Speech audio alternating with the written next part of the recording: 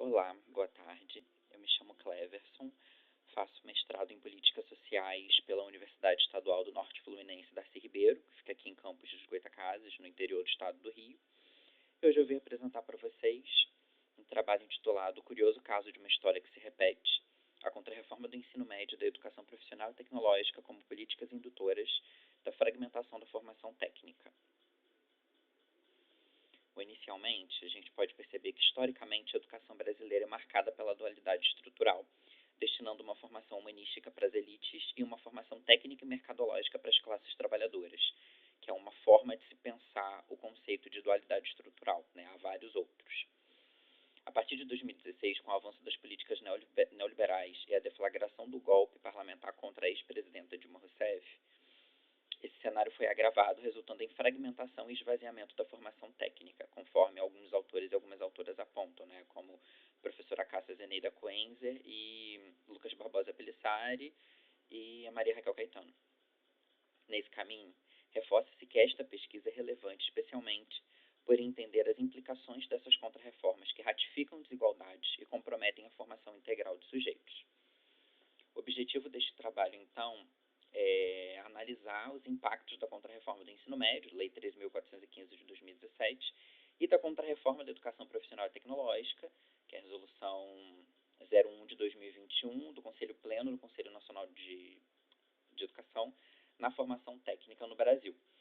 Recentemente, a Contrarreforma do Ensino Médio ela foi atualizada pela Lei 14.945, mas a Contrarreforma da Educação Profissional e Tecnológica continua seguindo até o presente momento os apontamentos da Lei 3.415.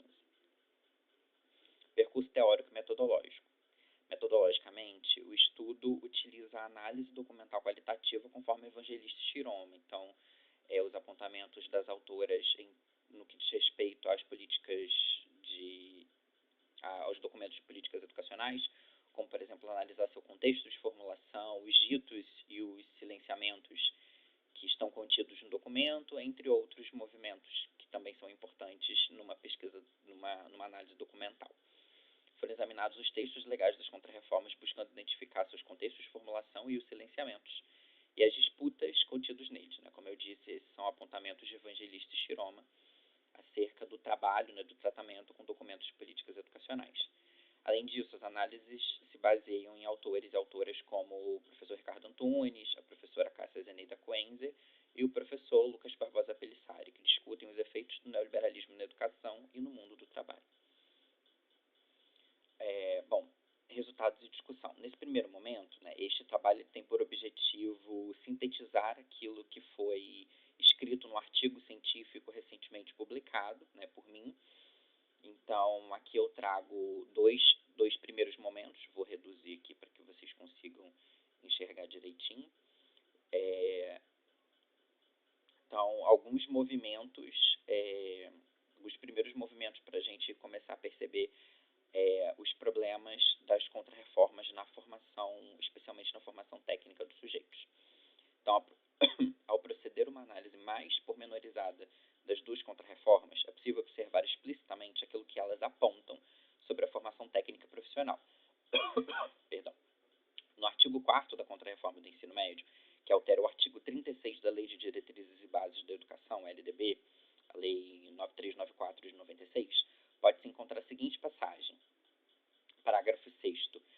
A critério de sistemas de ensino, a oferta de formação com ênfase técnica e profissional considerará a possibilidade de concessão de certificados intermediários de qualificação para o trabalho, quando a formação for estruturada e organizada em etapas com terminalidade. Esse é um primeiro grande problema trazido pela Contrarreforma do Ensino Médio. Já na Contrarreforma da EPT, Educação Profissional e Tecnológica, em decorrência de seu caráter formativo, as passagens relacionadas à formação técnica e profissional aparecem em diversos momentos. Então, pensando nisso, eu separei numa tabela, que é esta tabela, algumas considerações desse documento acerca da formação técnica, em especial aquilo que tem a ver com a Contrarreforma do Ensino Médio, com esse tópico específico da fragmentação da formação técnica. Então, artigo 12, parágrafo 2º. Os cursos de qualificação profissional podem também abarcar saídas intermediárias dos cursos técnicos de nível médio, qualificação profissional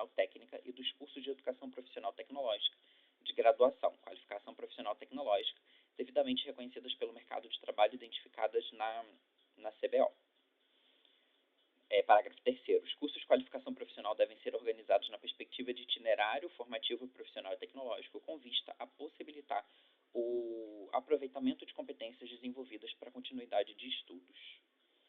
Artigo 5º, parágrafo 2º. A qualificação profissional, como parte integrante do itinerário da formação técnica profissional do ensino médio, será ofertada por meio de um ou mais cursos de qualificação profissional, nos termos das diretrizes curriculares nacionais para o ensino médio, desde que articulados entre si, que compreendam saídas intermediárias reconhecidas pelo mercado de trabalho. Então, aqui a gente já vê uma descaracterização daquilo que deveria ser a formação técnica na Rede Federal de Educação Profissional Científica e Tecnológica, que é sempre integrada à educação básica, né? Então, a concepção, né, a estruturação da Rede Federal de Educação Profissional Científica e Tecnológica, ela se dá a partir da ideia do ensino médio integrado, o que significa que esses cursos, os cursos técnicos, estarão integrados ao ensino médio, de forma dialeticamente articulada, não de forma concomitante ou separada. Por isso a ideia do currículo integrado, que integre essas duas grandes formações, na formação geral do ensino médio e a formação profissional dos cursos técnicos. E aqui há uma clara descaracterização dessa realidade, já que possibilita, por exemplo, a existência de ensino médio que não seja integrado na rede e, para além disso, também a fragmentação da formação técnica a partir de certificações intermediárias, né, com cursos de formação inicial e continuada, compondo no final um curso técnico, que é uma completa descaracterização do que deveria ser uma formação técnica. Os resultados indicam que as contrarreformas analisadas promovem mudanças significativas, com a redução da formação geral básica no ensino médio, a introdução de itinerários formativos e a flexibilização da oferta de cursos técnicos.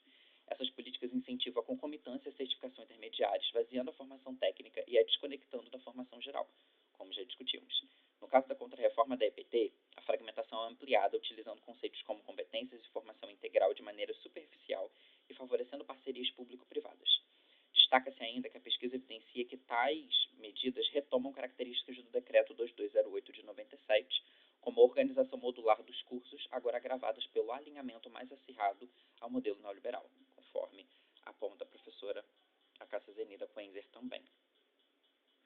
Isso ratifica uma educação voltada para atender ao mercado em detrimento da formação integral e crítica dos sujeitos. Ainda assim, o ensino médio integrado da Rede Federal de Educação Profissional Científica e Tecnológica permanece sendo uma alternativa contra-hegemônica às políticas educacionais neoliberais, conforme apontam Caetano Fonseca e Basso, mas sofre pressões para se adaptar ao modelo das contrarreformas. Conclui-se, portanto, que as contrarreformas aprofundam a dualidade educacional, fragmentando a formação técnica e prejudicando a formação humana integral dos sujeitos. Esse movimento, por sua vez, inaugura na EPT a politecnias avessas, isto é, a contraposição das legislações atuais às bases formativas da EPT, sendo uma delas a politecnia.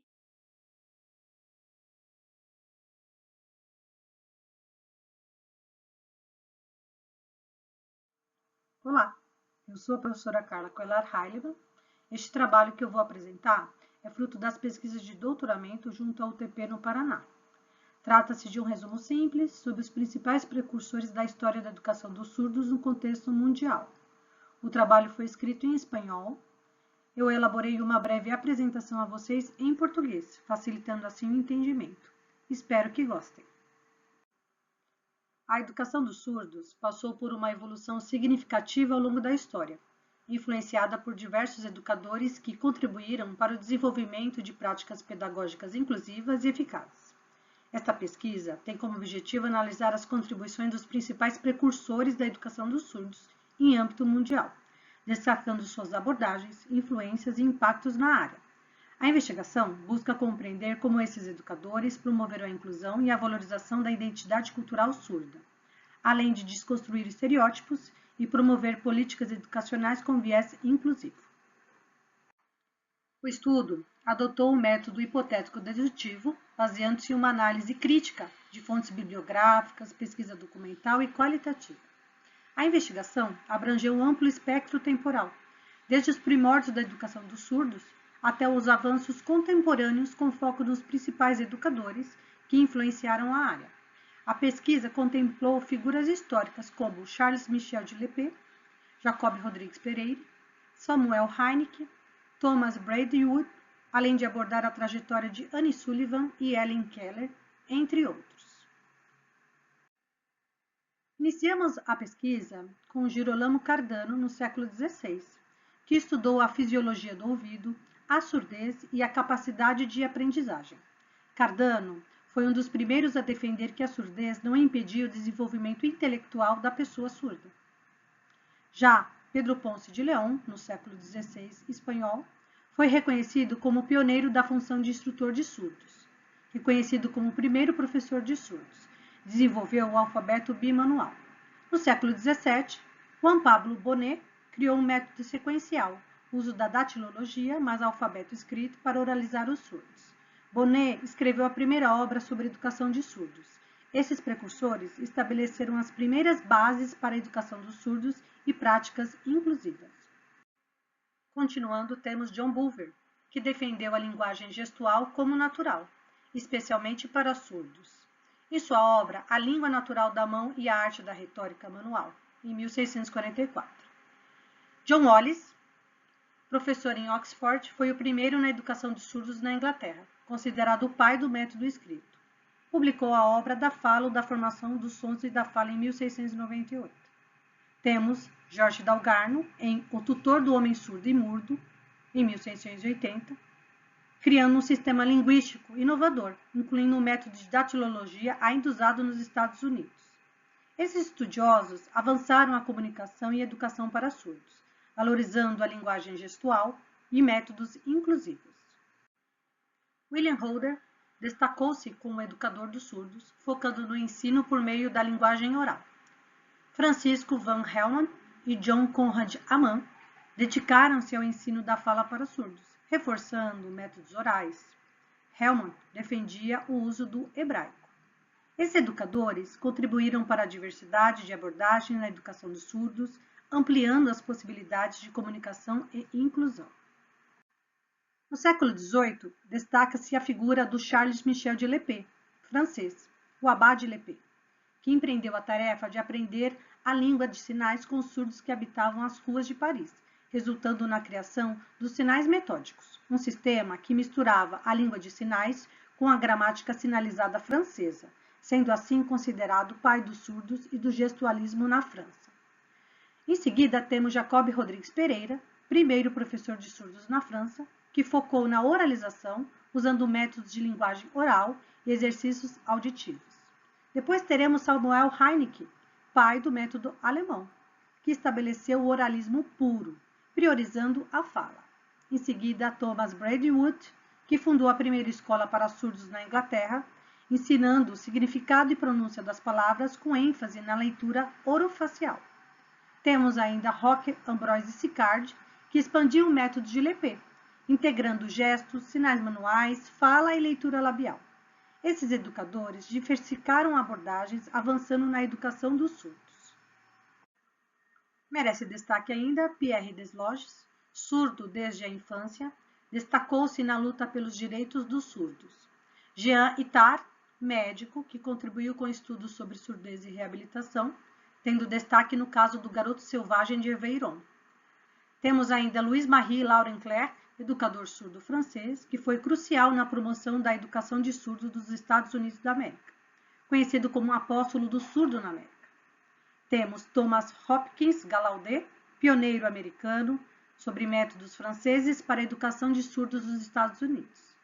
E ainda a figura de Ferdinand de Berthier, educador surdo francês de destaque, que influenciou práticas pedagógicas e conscientização sobre a identidade e cultura surda. Tais educadores foram essenciais nos avanços sobre inclusão e direitos dos surdos. Avançando nos estudos da linha do tempo dos principais percussores, teremos Ernest Huet, professor surdo francês, que se dedicou ao ensino e à promoção da língua de sinais e encabeçou a primeira escola de surdos no Brasil. Ainda temos Alexander Graham Bell, que destacou-se por seu interesse na comunicação e educação de pessoas com deficiência auditiva. Por fim, o estudo chega a Annie Sullivan, com deficiência visual, que tornou-se tutora de Ellen Keller, que perdeu a audição e a visão na infância, alcançando conquistas extraordinárias. Helen Keller foi a primeira pessoa surdo-cega a conseguir um bacharelado, poliglota e ativista norte-americana. Por fim, teremos William Stoke, da Gallaudet College, que foi pioneiro em estudos descritivos da língua de sinais na década de 60.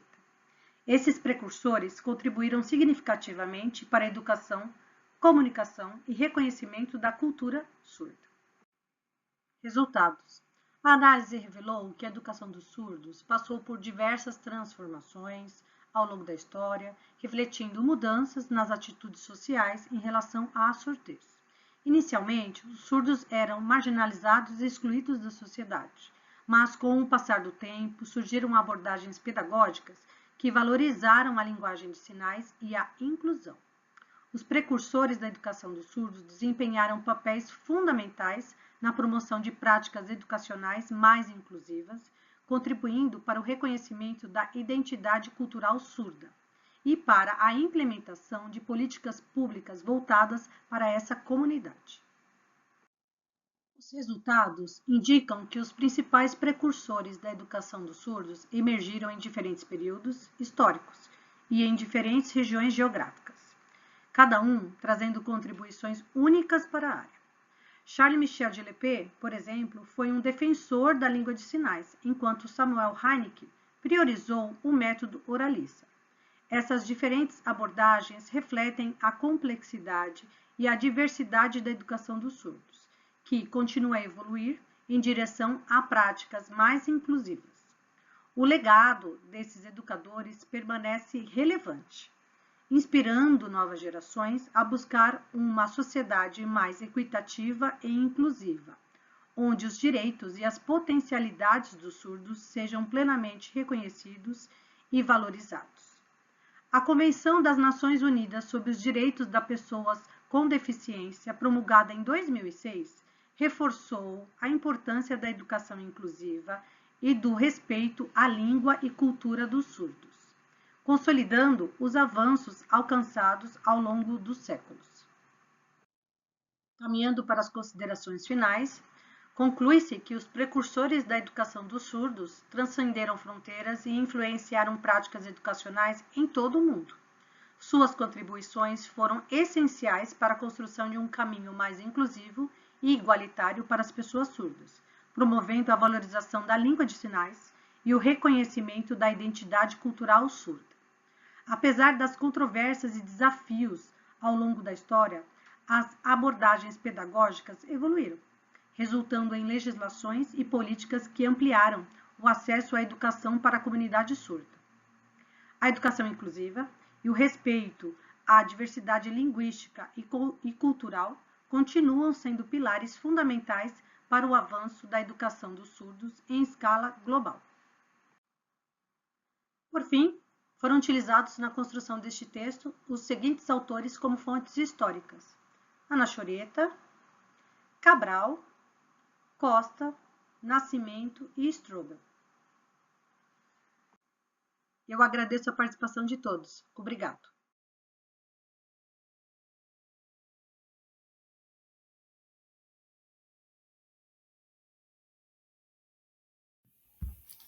Bom dia, sou o professor João do Socorro Silva Rocha, doutorando em Ciências da Educação pela Universidade Autônoma de Assunção e no primeiro Congresso de Educação Interdisciplinar e Prática Escolares estarei colaborando com meu resumo simples com a temática As estratégias das práticas pedagógicas no combate à discriminação racial na comunidade escolar no município de Timon. Nós entendemos que as práticas pedagógicas direcionadas para o desenvolvimento de uma cultura de paz abrirão espaços para ser construídas vivências em um cenário inclusivo, com atitudes, valores morais e éticos e um engajamento contra a discriminação racial e outros tipos de violência na comunidade escolar. O professor, ao abordar a temática sobre discriminação racial no contexto escolar, trazendo os fatores históricos e o conflito, ele, por ainda ter um grande tabu até nos dias atuais, ele está, de fato, ali se colocando como um mediador importante no combate à discriminação e também na propagação, na disseminação da cultura de paz através de suas práticas pedagógicas, propagando o respeito e a tolerância entre os alunos e todos que envolvidos na comunidade escolar. Para tanto, o objetivo da nossa pesquisa foi implantar as práticas pedagógicas como estratégias de combate à discriminação racial na comunidade escolar. E, e nossa metodologia na pesquisa foi de natureza bibliográfica, com uma análise de cunho qualitativa descritiva e exploratória, por ser baseada em informações de pesquisa bibliográfica e também na pesquisa de campo. Nós tivemos como resultado da pesquisa que a grande maioria dos professores entrevistados, eles consideram de grande relevância a aplicação das práticas pedagógicas para estimular o combate ao preconceito racial no ambiente escolar.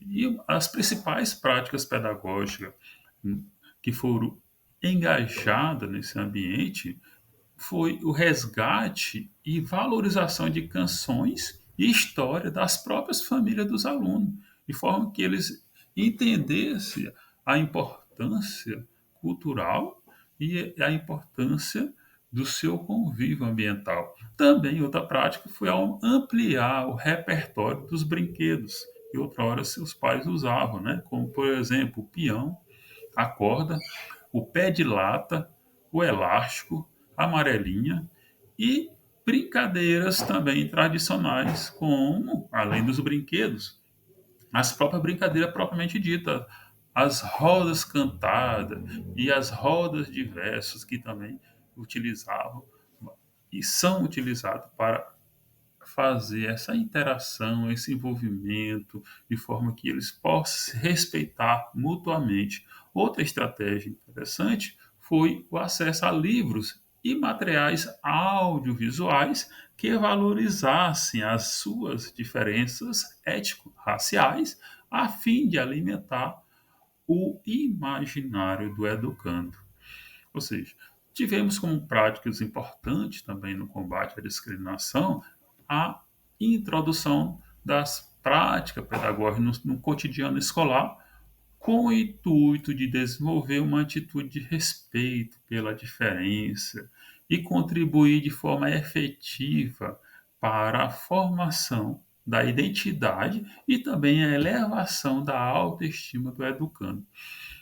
Uma Uma prática também de suma importância foi a organização do dia na escola, ou seja, onde todos os familiares e crianças pudessem usufruir das suas heranças culturais, familiares, né, que formam o povo brasileiro e realizasse ali uma culminância naquela dia ali, fazendo brincadeiras, jogos, dançando, comendo comidas típicas, de forma que ali houvesse uma interação e todos se aceitassem as suas diferenças. Para concluir, ficou evidente de que todos os educandos e todos os professores têm a consciência de que deve haver sim uma estratégia pedagógica para combater a discriminação racial e que estão atentos para intervir nas diversas manifestações de discriminação racial na comunidade escolar. E com isso, eu finalizo minha apresentação e agradeço imensamente pela oportunidade. Muito obrigado. Olá, sou Flávia Maria Pazeto. Venho abordar para vocês o tema Integração de Tecnologias no Planejamento da Sala do AEE, potencializando o aprendizado. Sou mestrando em Ciências da Educação pela Faculdade FISC, Faculdade Interamericana de Ciências Sociais. Este tema ele é bem relevante para a integração da tecnologia no planejamento do professor na sala do AEE, pois ele tem um grande significativo para a aprendizagem do aluno, conforme as suas necessidades educacionais especiais, pois oferece recursos estratégicos para adequar a sua aprendizagem, conforme a sua particularidade. Com a utilização da tecnologia, a gente pode ter um grande desempenho do educando, proporcionando ferramentas que facilitam o acesso ao conhecimento e uma inclusão de qualidade. As tecnologias para a aprendizagem é um benefício integrador, pois ela abrange possibilidades que utilizam recursos educacionais, como plataformas digitais, aplicativos adaptados, né, conforme a necessidade do educando. Ela vem realmente fazer a inclusão do aluno para que ele tenha uma aprendizagem de qualidade. Portanto, precisamos ser atentos às diferentes formas de aprendizagem do aluno. Precisamos buscar diferentes formas também para ele. E isso a tecnologia vem nos mostrar que podemos ter acessos a conteúdos que serão relevantes para o aprendizagem do educando. Permite criação de materiais pedagógicos acessíveis, textos formativos, recursos audiovisuais e muitos outros que pode vir de forma para que o aluno aprenda de uma forma lúdica, aonde ele terá o seu desenvolvimento conforme as suas necessidades. Sabemos que esses recursos, ele é uma porta de entrada para o aprendizagem do aluno. Basta ir buscar novas ferramentas e as existentes para que possa ter uma educação de qualidade e realmente inclusiva, através dessas tecnologias que hoje nos rodeiam. Quantas tecnologias que nos rodeiam hoje que podem ser utilizadas? Para isso, devemos estar atentos e em busca de novos conhecimentos e tecnologias que possam ser utilizadas na sala da EE para os alunos de educação especial. E com isso, nós também temos uma aprendizagem de qualidade, porque é importante destacar que a tecnologia na sala da EE depende de recursos, abordagens pedagógicas centradas ao aluno, porque a gente tem que fazer para o aprendizado do aluno. Então, isso tem que estar em torno dele, tem que estar à disponibilidade para ele. E isso, como que eu vou buscar isso? Através de recursos da tecnologia, eu posso estruturar o meu planejamento para que possa acontecer realmente uma aprendizagem de qualidade. Então, os suportes essenciais, investimentos, infraestrutura, suporte técnico, garante que essas ferramentas chegam até o aluno para que ele possa desenvolver o seu aprendizagem e que também haja um bom desenvolvimento na unidade escolar. Porque nós precisamos dessas parcerias para que isso aconteça. Porque a sala do AE, ela não pode ser isolada da escola. Ela tem que ser um lugar de interação, onde ali o aluno vai desenvolver, mas com socialização com os outros colegas, através dos recursos tecnológicos, através de conversas, de novos aprendizados, de busca, de planejamento. Portanto, essas tecnologias da aprendizagem na sala do AE, ela é de grande relevância para uma aprendizagem de qualidade.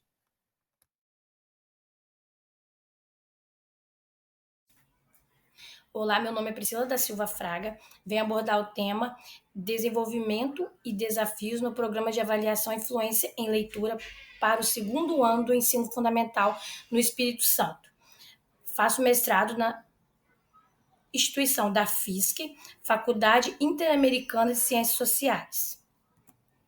O desenvolvimento e desafios no Programa de Avaliação da Fluência em Leitura para o segundo ano do Ensino Fundamental no Espírito Santo. O Programa de Avaliação da Fluência em Leitura para os alunos do segundo ano do Ensino Fundamental é desenvolvido pela Secretaria de Educação da SEDU, tem como objetivo diagnosticar as competências de leitura dos estudantes na fase inicial da educação básica.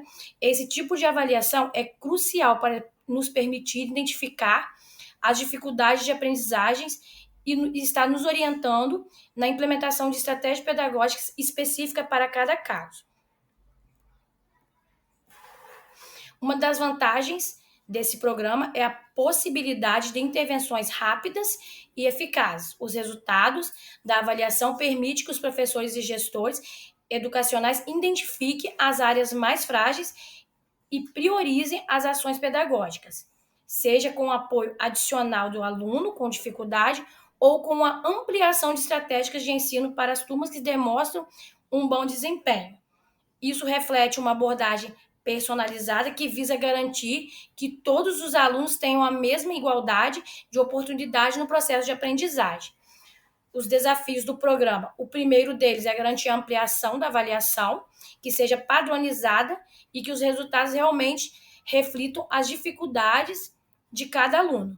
Em muitas escolas, a infraestrutura, a formação contínua dos educadores podem influenciar diretamente na forma como as avaliações são realizadas. Portanto, é essencial que os profissionais da educação recebam formação adequada. Outro desafio está na interpretação e na ação pedagógica posterior aos resultados. Embora a avaliação identifique as dificuldades e a implementação de medidas corretivas requer esforço coordenado por todos os envolvidos, professores, coordenadores pedagógicos e gestores. Além disso, um aspecto muito importante do programa é o engajamento das famílias. Muitas vezes as dificuldades da leitura vêm de raízes e fatores externos da escola, por falta de apoio em casa, principalmente e fundamental no programa que envolve os pais, orientando sobre como podem contribuir para a melhoria da fluência dos filhos.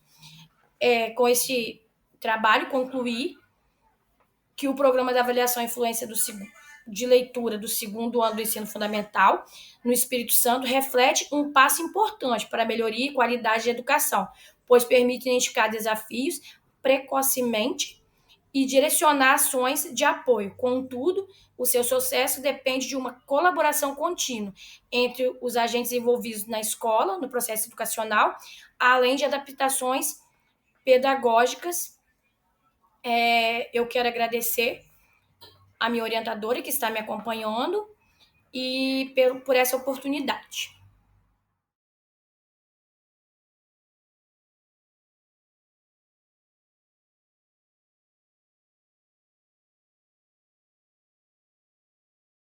Olá a todos, todas e todos.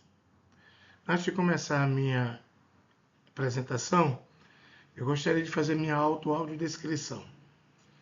Eu sou um homem negro, careca, uso óculos de grau com armação preta, uso cavanhaque, tenho 50 anos, estou sentado, visto uma camisa de cor branca e ao fundo tem uma parede de cor branca também.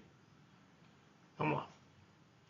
O meu trabalho intitulado por Realidade Aumentada e Modelagem Matemática no Ensino da Geometria na EJA, um estudo colaborativo, foi desenvolvido pelo mestrando, pelo Programa de Pós-Graduação em Educação de Jovens e Adultos pela UNEB, Alexandre Santos Máximo, que é o que vos fala, e tendo como orientador o professor Dr. Hamilton Alves de Souza.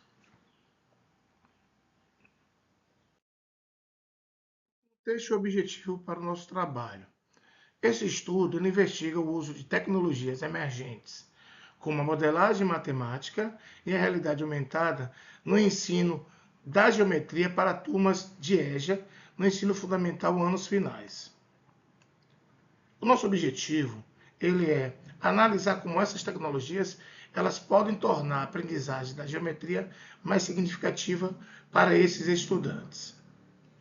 A pergunta norteadora ao qual nos embasa ela é a seguinte: como a integração da realidade aumentada e da modelagem matemática podem tornar o ensino da geometria mais acessível e envolvente para os estudantes da EJA? A nossa metodologia ela é baseada em pesquisa qualitativa e exploratória. Nós teremos os professores de matemática como peça fundamental na participação ativa da construção de estratégias pedagógicas. O referencial teórico ao qual embasa a nossa pesquisa vem por meio de Freire, 2021, onde sua concepção de educação crítica e dialógica embasa a necessidade de um ensino significativo, onde os alunos são sujeitos ativos do processo de aprendizagem. O diálogo e a problematização são essenciais para conectar os conceitos matemáticos à realidade dos estudantes da EJA. Morin, 2003, ele discute o papel das tecnologias na inovação educacional, onde destaca como as ferramentas digitais elas podem potencializar a aprendizagem e tornar os conceitos mais acessíveis. Sua abordagem ela auxilia na concepção da realidade aumentada como um recurso para transformar o ensino da geometria.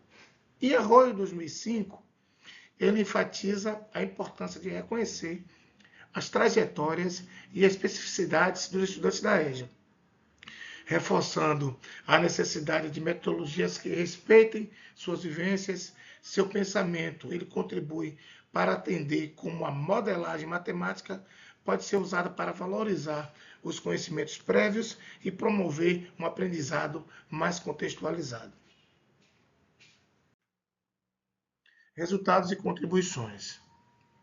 Os resultados preliminares eles indicam que a realidade aumentada e a modelagem matemática ajudam na visualização de conceitos abstratos, facilitando a aprendizagem da geometria. Observamos um aumento na motivação e no desempenho e engajamento dos estudantes. A colaboração entre os professores ela possibilitou a adaptação dessas práticas pedagógicas ao contexto da EJA e fortalecendo assim a autonomia docente.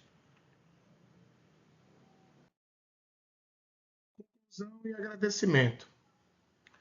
Concluímos que o uso de tecnologias emergentes na educação de jovens e adultos não só melhora a compreensão da geometria, mas também promove um ensino mais dinâmico e inclusivo.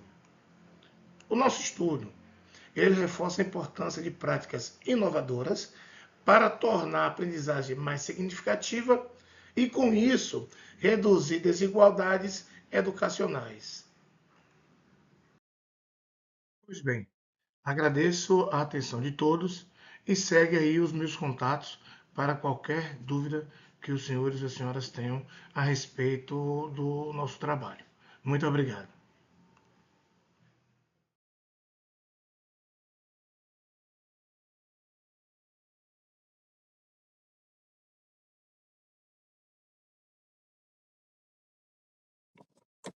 Olá, meu nome é Raquel Lima Ferreira, sou professora de educação infantil do município de Mangaratiba, do Rio de Janeiro, Brasil. O título do meu resumo é Educando na Invisibilidade, o papel das creches no desenvolvimento infantil.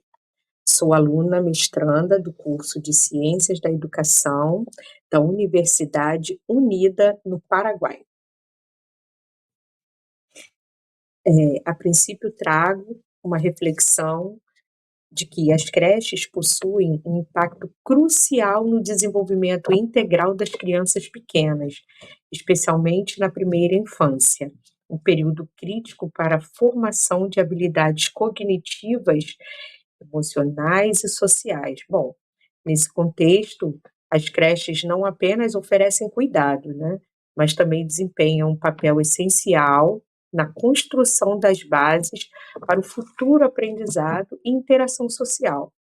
A importância desses espaços vai além da supervisão infantil, promovendo experiências enriquecedoras que têm reflexos na vida acadêmica, emocional e profissional das crianças. Bom, as creches frequentemente enfrentam desafios que limitam seu potencial transformador. Essas instituições muitas vezes são subestimadas, enfrentando precariedade na infraestrutura, falta de investimentos e desvalorização dos profissionais que ali trabalham. A invisibilidade que cerca as creches reflete uma percepção social limitada sobre a sua importância, especialmente em contextos de vulnerabilidade, onde elas se tornam ainda mais relevantes. Crianças de famílias em situação de pobreza dependem das creches como um espaço não apenas educativo, mas também de suporte social, o que se confunde um pouco com assistência social. Os profissionais que atuam nas creches frequentemente enfrentam condições desafiadoras. Sei bem como é isso. O seu papel vai além do cuidado básico. Eles criam oportunidades de aprendizado e experiências que enriquecem o desenvolvimento das crianças. Para que possam desempenhar essa função, é fundamental que sejam valorizados, tanto com melhores salários, quanto com formação continuada que promova práticas pedagógicas de alta qualidade. Isso vai refletir lá no ensino, lá na aprendizagem das crianças. Bom, Conclui-se que reconhecer a importância dessas instituições e valorizar o trabalho de seus profissionais são passos essenciais para garantir que todas as crianças tenham acesso a oportunidades de crescimento integral. Investir em creches de qualidade é mais do que uma questão de justiça social, é um compromisso com o futuro. É fundamental que sejam promovidas políticas públicas mais inclusivas, que garantam infraestrutura adequada e ampliem o número de vagas, assegurando a todos o direito à educação infantil de qualidade. É importante que o trabalho com as creches ganhem a visibilidade e alcance no reconhecimento pedagógico por parte da sociedade, que envolve governo, família e comunidade escolar. Afinal, estamos falando de uma base educacional que merece reconhecimento, tanto quanto qualquer outra modalidade de ensino. Encerro com a afirmação de Wenger, em 1998, quando ele diz: a valorização do professor não deve se restringir ao aspecto salarial, mas deve incluir também o reconhecimento social de sua função, a formação continuada e as condições adequadas de trabalho que lhe permitam exercer sua profissão com dignidade e compromisso. Encerro a minha apresentação. Uma boa noite a todos.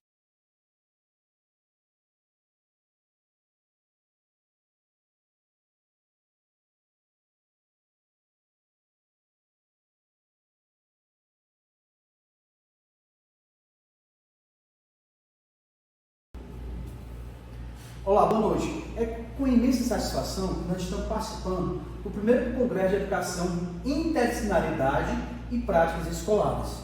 A nossa temática é podcast educacional como estratégia de aprendizagem significativa na educação básica, aqui na cidade de Sobral, na Escola de Ensino Médio de Tempo Integral, professora Carmozina Ferreira Gomes.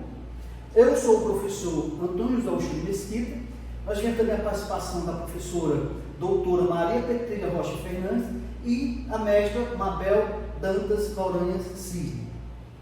Pelo contexto da sociedade que nós estamos vivenciando hoje, a complexidade e a transformação no âmbito científico e tecnológico vem a cada dia mais trazendo para o espaço escolar inovações, ideias, mudanças e transformações. Isso nós temos que alinhar, que ajustar ao cognitivo, à nossa proposta pedagógica, e à nossa prática de sala de aula. Nesse sentido, a inserção de recursos tecnológicos na sala de aula é essencial para atender à demanda da sociedade cada vez mais digital, segundo Kensky 2013. Assim, nesse contexto, o uso de podcast como recurso pedagógico ganhou destaque na nossa escola, principalmente. Por quê? Pela capacidade de combinação, a facilidade e a acessibilidade. Isso a gente percebeu e muito dentro dos nossos eventos aqui, dentro do nosso podcast, que foi realizado justamente aqui nessa sala. O objetivo principal é analisar os diálogos sobre o protagonismo juvenil, formação e inserção profissional dos estudantes. Isso é muito importante, principalmente para a nossa escola, onde a finalidade do ensino médio, alinhada à BNCC, e aos documentos estruturantes, nós temos como pano de fundo levar o nosso aluno para o mundo do trabalho e para os estudos posteriores. Então isso é importante, essa inserção profissional dos estudantes, ela é importante, primordial para o nosso processo. E o podcast vem ajudando nessa transformação. Isso é muito bacana. Assim, então, a metodologia a gente trouxe aí, como tipo de pesquisa, a pesquisa de natureza qualitativa, né? Demonstrando como foi o podcast, né? A fala dos alunos, né? A fala dos professores, né? Dos convidados que vieram para cá participar do podcast, né? E tipo de pesquisação, que também foi importante e primordial para todo o contexto. E o cenário foi esta escola, né? Escola de Ensino Médio de Tempo Integral, professora Carmozina Ferreira Gomes, que está localizada no município de Sobral, no estado do Ceará. E o sujeito da pesquisa foram nossos estudantes, né? Uma escola que tem acima de 350 alunos, né? De manhã, tarde e noite, certo? Que estão no primeiro, segundo, terceiro no ensino médio e também na educação de jovens e adultos.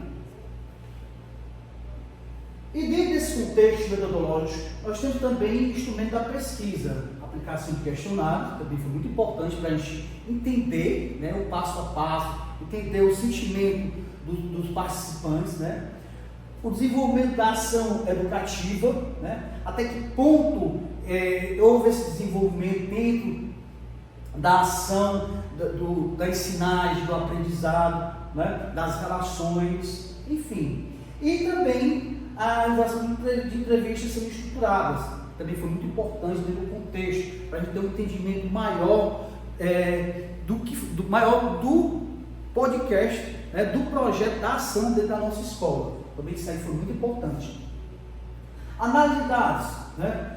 Análise de conteúdo, segundo o Bardan, 2011, organizada em 3 etapas importantes, que é a pré-análise, exploração do material e também tratamento dos resultados, partindo da análise, né, da pré-análise, né, e da exploração do material. Esse tratamento dos resultados foi importante para que a gente tivesse um entendimento maior e melhor do nosso podcast, da nossa ação, do nosso projeto. E os resultados e as discussões? Teve um momento de espaço de reflexão e expressão dos estudantes, né? A questão da aprendizagem significativa, dentro de uma questão, uma abordagem da estratégia pedagógica, certo? Dentro de um cenário de desafio da formação acadêmica, também foi muito importante, e a perspectiva da inserção profissional. Então, todos esses componentes aqui foram importantes para que a gente tivesse os resultados, as discussões desses resultados, né? Para que tivesse um entendimento maior do nosso trabalho, dentro de toda a perspectiva que forma o projeto político-pedagógico da escola, dentro da dimensão pedagógica, né? Dentro de uma dimensão acadêmica, enfim. E o que importa, né, destacar que os podcasts, né, podem ser estruturados para promover uma aprendizagem significativa. Isso a gente viu, a importância do podcast, como o podcast mexeu com a nossa escola, como o podcast está mexendo com a nossa escola, como está trazendo inovações, temáticas importantes para o cenário educacional aqui dentro da nossa escola, né? Através dos convidados, né? Através de outros professores que vêm para cá participar do podcast, professores universitários, professores de outras escolas, enfim, foi muito bacana. Traz um significado e a gente tenta ressignificar a nossa proposta pedagógica partindo, né, dessa estrutura que vem para dentro da nossa escola. E a gente demonstra a importância do percurso curricular, da importância de cada área de conhecimento, né, da interdisciplinaridade, da transdisciplinaridade, enfim. Ao apresentar exemplos concretos, né, quando vem um professor para cá, trazendo uma temática educacional, trazendo uma temática sobre a questão pública, né, outros profissionais também, né, vêm para cá, né, como militares que vêm trazendo as ideias aí da segurança pública, relatos de experiências, de desenvolvimento, né? Então tudo isso vai facilitar, né, e trazer novos conhecimentos, novas abordagens de conhecimento, certo? Dentro de uma estrutura cognitiva prévia do nosso aluno. Então o podcast hoje é o AMP que a gente trouxe aqui para a nossa escola, que a gente vem trazendo para a nossa escola para tentar dar uma guinada na questão dos valores, né? Até para a gente divulgar as ações da escola para a nossa comunidade local, para a nossa cidade e também para o nosso estado e também para o nosso país. E dentro dessa questão educacional, o podcast ele não apenas amplia o acesso ao conhecimento, ele contribui para a aprendizagem, né? Para a troca de conhecimento, de experiência, né? A questão do repertório cultural, das temáticas que chegam aqui dentro do nosso cenário, enfim, é muito importante. E contribui, né, para a aprendizagem mais profunda, relevante, ressignificada, né, e aplicável. Potencializa o desenvolvimento de habilidades socioemocionais, isso é importante, cognitivo, mexe com o conhecimento, além de possibilitar um ensino mais dinâmico e contextualizado. Ou seja, o podcast é uma ferramenta bem dinâmica e bem diferente aplicada aqui na nossa escola. Ok? E muito obrigado pela atenção de vocês e tenham uma boa noite.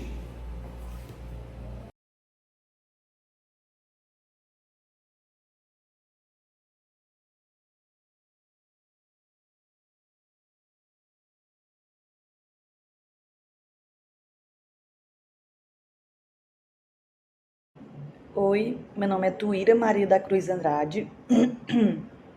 Eu sou graduada pela Universidade Federal do Ceará, sou professora da Secretaria Estadual de Educação e vou apresentar aqui um relato de experiência da literatura marginal numa escola pública de Fortaleza como prática de letramentos de resistência. Esse projeto ele surgiu em 2017 porque a escola era de tempo regular e passou a ser de tempo integral, porque teve um projeto aqui no Ceará de ampliação das escolas de ensino médio para tempo integral, né? São poucas as escolas regulares. Existe esse projeto de universalização dessa ampliação. Com isso, a gente passou a não dar apenas as disciplinas básicas, como português, matemática, geografia e história. A gente também precisou ofertar disciplinas eletivas, que fizessem parte de um cardápio mais diversificado, por conta da grande permanência de tempo do aluno na escola, para não ter somente as aulas tradicionais. Então, eu decidi ofertar literatura marginal e música. E por quê, né? Porque nos livros didáticos eu não sentia uma identificação com a literatura que é trazida. Os meninos às vezes não entendem os textos, são textos muito clássicos, eruditos, e o perfil do público da ETI são meninos de periferia, em sua grande maioria preta e parda, meninos negros, né, que passam por diversas questões em relação à sua cultura, principalmente a questão da criminalização dessa cultura, dessa atividade cultural periférica aqui de Fortaleza, que muitas vezes, né, na grande maioria das vezes, não é aceita e não é validada pela escola, o que gera um distanciamento do estudante com os conteúdos que são vistos. Então, o objetivo inicial do projeto de literatura marginal e música era relacionar rap, reggae e funk com literatura marginal, com aquela literatura marginal dos saraus, da movimentação de cultura periférica, que também está muito associada ao movimento hip hop, às batalhas de rap, e aqui em Fortaleza também associada à questão do reggae, dos bailes de periferia, que eu vou falar um pouquinho melhor mais à frente. E aí a gente discutia essas temáticas trazidas por esses textos em círculos de cultura, né, como orienta Paulo Freire, que as discussões, né, partam dessa horizontalidade. A gente fazia a aula sempre fora da sala de aula, num pátio bem ventilado, todo mundo sentado no chão, às vezes descalço, então isso já gerava mais engajamento dos alunos nas discussões. A ampliação da ideia inicial veio justamente com a participação de poetas marginais de Fortaleza da época, que a gente chamava o pessoal de fora para participar, para vir se apresentar, para declamar poema. E isso foi gerando muita identificação nos meninos que passaram a produzir literatura. Né? Os meninos que participavam do projeto e as meninas começaram a escrever. A gente começou a fazer sarau, slams, que são competições de poesia falada, bailes de reggae, batalhas de rap.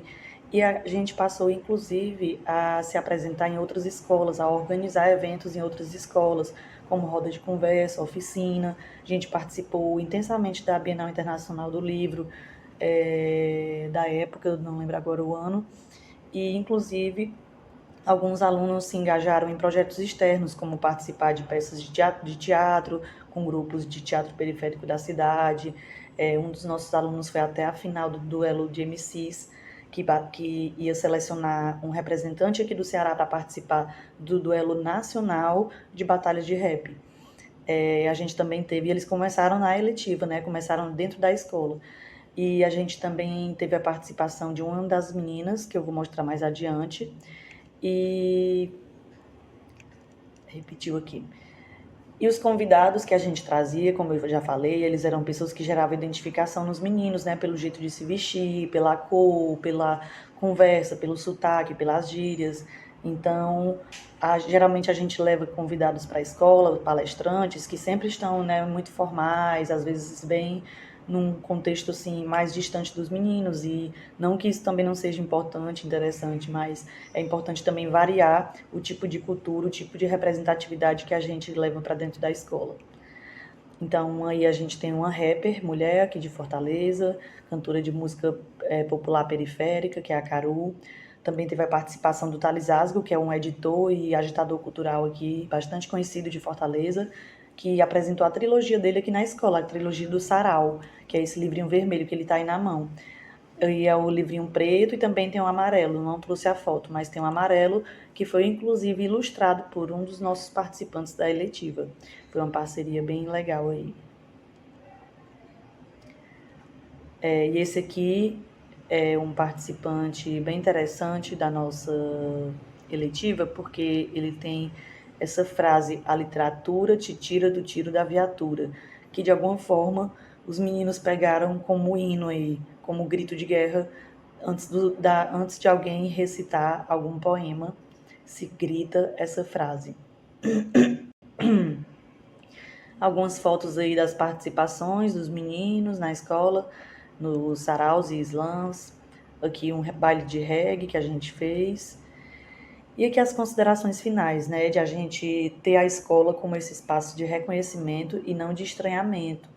Quanto mais os meninos se sentem representados, né, quanto mais eles compartilham a leitura de mundo deles com a leitura de mundo que a gente oferece na escola, mais a gente tem possibilidades aí de trocas, seja qual for o conteúdo, né, a importância de considerar aí o contexto deles.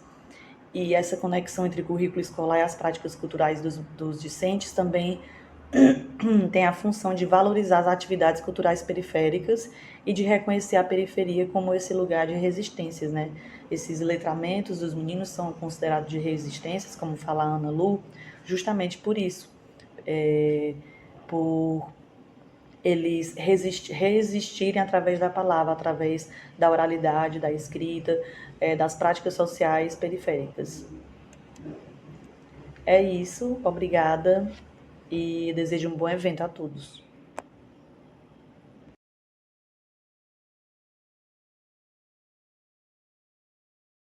Eu sou Sandra Mara dos Santos Nogueira, professora de Física da ETE-JK, e hoje estou aqui para apresentar o trabalho intitulado Equidade de Gênero, Letramento Racial e de TICs no Processo de Orientação a Estudantes de Pré-Iniciação Científica. Espero.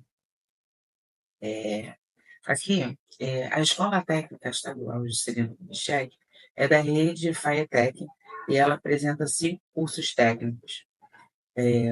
No ano passado, nós participamos do programa Jovens Talentos 2024, com o fomento da edital FAPERJ. E com isso, 2 alunas do segundo ano de informática, elas foram selecionadas para serem bolsistas. No trabalho dessas meninas, elas vão investigar a relação entre a habilidade dos nossos estudantes em tecnologia digital da informação e comunicação, assim como as habilidades necessárias para entrarem no mercado de trabalho, né? Principalmente das meninas. Porém, algumas questões se apresentaram quanto ao papel da orientadora, como promover o fortalecimento das meninas negras no ambiente profissionais e científicos. Entendendo que sou uma professora negra de física, né, de uma área tecnológica, e com alunas de área tecnológica, também alunas negras, oriundas da periferia, vindo de uma escola pública, as dificuldades de entrar num ambiente profissional, de seguir na área tecnológica, apresentam algumas barreiras. Barreiras que diferenciam, inclusive, de gênero e raça. Trazendo o aspecto da interseccionalidade, ou seja, entendendo que alunas negras elas serão impactadas mais do que as meninas brancas e mais do que os meninos negros, achei importante o pensamento e a análise crítica em cima da interseccionalidade da proposta de trabalho com essas meninas. Então, trago aqui a escrita e a fala da Carla Cottirelli, onde ela diz sobre a interseccionalidade ser uma maneira sensível de pensar a identidade e sua relação com o poder, porque não é apenas a questão identitária, e sim o aspecto social que envolve tudo isso. A pergunta de pesquisa ficou: o letramento racial pode contribuir para a formação profissional de bolsistas de pré-iniciação científica? Objetivos. Objetivo geral: analisar as perspectivas das bolsistas de pré-iniciação científica após ações de letramento racial. 3 objetivos específicos: discutir sobre a discriminação racial nas mídias sociais, discutir as barreiras encontradas por mulheres nas ciências e relatar experiências sobre a ótica interseccional. Nossa abordagem será uma abordagem qualitativa, com uma característica fenomenológica, né? E o círculo de leituras e debates é onde nós vamos debruçar mais esse trabalho de orientação. Aqui uma foto da nossa reunião remota em junho de 2024. O desenho metodológico ficou com essas características. Por meio da leitura e reflexões do livro Pode um Robô Ser Racista? Discutimos sobre discriminação racial nas mídias sociais. Então, esse foi o primeiro livro que foi levado ao grupo. Nós fizemos uma leitura sistemática, gradual, recortando situações, citações, discutindo conforme a necessidade das meninas. Segundo momento, por meio das leituras e reflexões do livro Mulheres nas Ciências, discutimos sobre as barreiras encontradas por mulheres nas ciências. Então, que recorte foi feito por essas meninas, também com uma leitura gradual e discussão. Terceiro, por meio dos apontamentos e reflexões destacados durante a orientação de pré-iniciação científica, as bolsistas irão relatar as experiências sobre a ótica interseccional. Então, nós já temos o material coletado das 2 primeiras etapas, né? E mais leituras devem acontecer para a gente finalizar essa experiência, né? Um relato delas, porque ainda não foi finalizada essa terceira etapa, visto que o nosso projeto eles ainda tem tempo de extensão. O modelo de inovação normalmente proposto são ditados por quem tem a prerrogativa e o privilégio de projetar e implementar. Agostini, página 60.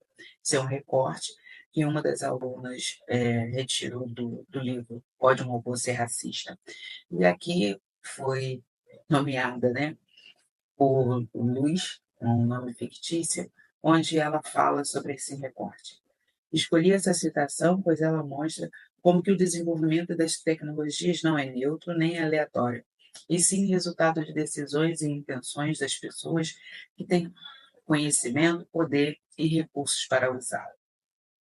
Então, os livros foram assim, elas foram fazendo sinalizações e a gente discutindo e trabalhando trechos a trechos. Já esse outro recorte que eu fiz é uma construção da aluna Dita Brilho, né? um nome fictício. Os livros Mulheres na Ciência e Pode um Robô Ser Racista possuem uma certa semelhança, pois ambos abordam ciência, tecnologia e questões sociais. E discutir com esses sistemas ciência e tecnologia frequentemente excluem grupos marginalizados como mulheres e pessoas negras. Então, esses são os pensamentos das alunas até o momento, suas perspectivas diante das leituras. Exemplos.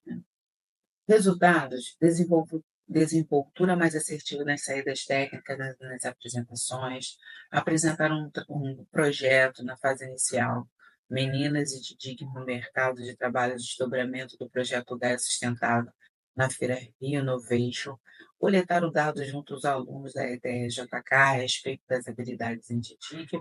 Atualmente, as bolsistas estão elaborando uma oficina de TIDIC para ser aplicada junto aos alunos da escola. Aqui uma foto no dia da apresentação, lá na Rio Innovation Week, 4ª edição. É um grupo grandão, eu só tenho 2 alunos, mas é um grupo grande, o coletivo todo da escola ETE-JK. Aqui também dentro do coletivo, nós fizemos uma visita técnica ao laboratório da UERJ, Campo Grande, Rio de Janeiro, mostrando um ambiente científico, um ambiente de curso superior, tecnológico para elas. Considerações finais. Constatou-se que as discussões raciais e de gênero, na perspectiva das relações sociais, agregaram valores importantes à identidade dessas bolsistas. Considero que a formação complementar de meninas negras sobre a lente da interseccionalidade contribui para a autonomia crítica e respeitosa com toda a diversidade étnica e cultural. E assim eu terminando a apresentação desse momento, aqui estão as referências utilizadas nessa apresentação. Meu muito obrigada, espero ter contribuído com os trabalhos aqui no Congresso, né? E que novas oportunidades venham, meu contato está aqui para qualquer coisa. Muito obrigada.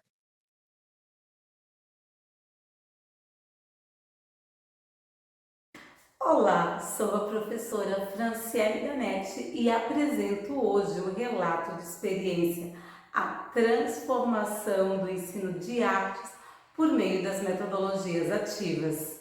Trabalho no Instituto Estadual de Educação, Ciência e Tecnologia do Estado do Maranhão, IP São Domingos do Maranhão.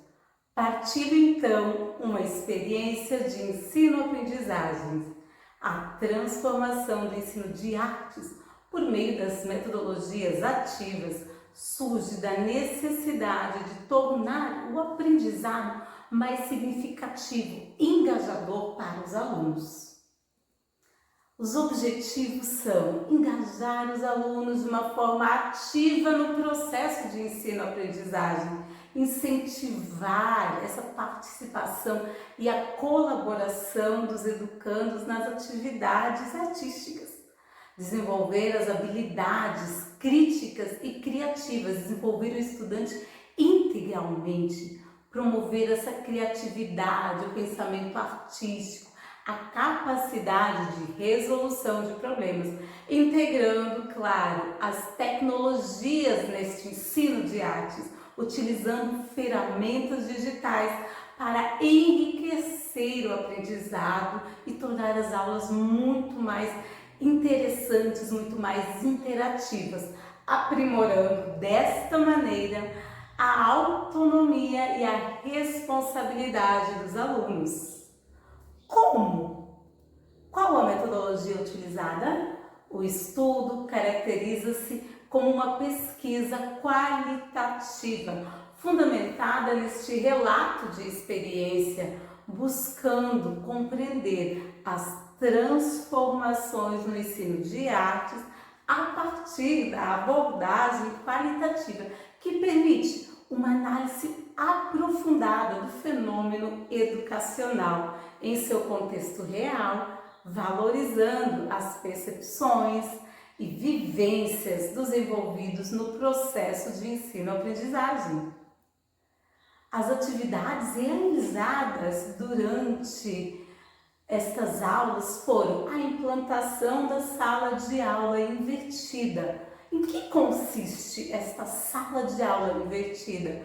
Pois bem, eu como professora disponibilizo o material para que os alunos estudem em suas casas, preparem-se e no momento seguinte eles vêm partilhar destes conhecimentos em sala de aula com os demais colegas. Aprendizagem baseada em projetos, a partir de pequenos problemas do cotidiano desses alunos, desses estudantes, busca-se lançar um projeto e esses alunos vão desenvolver o projeto na prática. Utilização de ferramentas digitais.